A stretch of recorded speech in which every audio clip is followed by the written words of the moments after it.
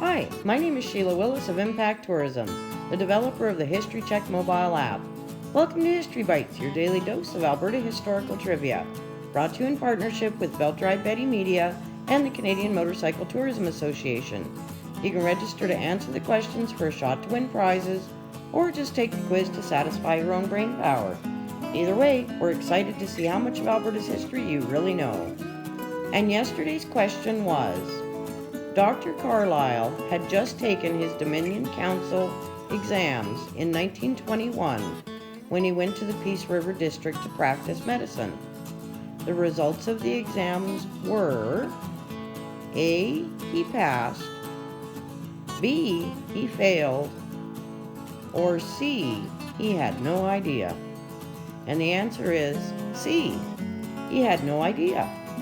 Dr. Carlisle, along with other medical and dental students, were sent home from World War I in September 1918 to complete their studies.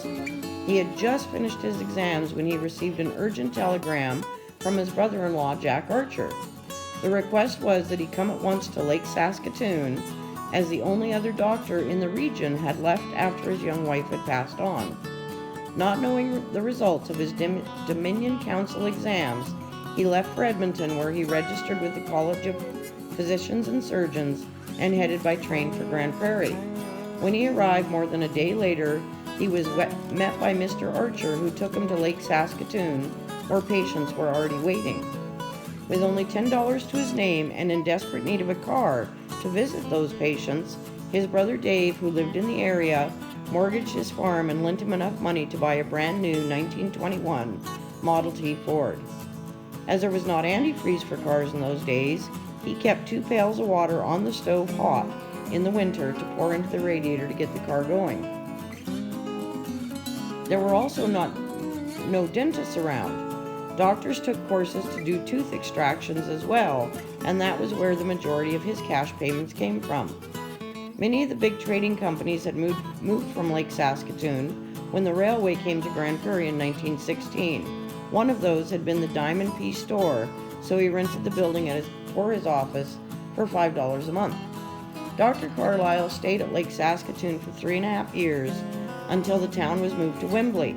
He accepted an internship in Ontario, and he and his wife considered staying there, but when the new town of Wembley invited them back in 1926, they accepted. For the next 10 years, Wembley was their home. They eventually moved to Grand Prairie, where he practiced for the next 21 years. He recalled those early days in the Lake Saskatoon area as the hardest but most interesting in his time in the Peace River District. Given limited supplies, the Depression, and roads that were not exactly like they are today, I'm not surprised. He retired to Victoria, BC in 1971 and passed away in 1981 at the age of 85.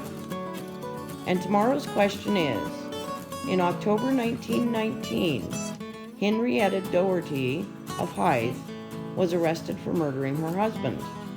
Where was the body buried? A. In the root cellar, B. In the garden, or C. In the forest? Come back tomorrow for the answer and the story that goes along with it. Then we'll load you up with the next day's questions. Enjoy!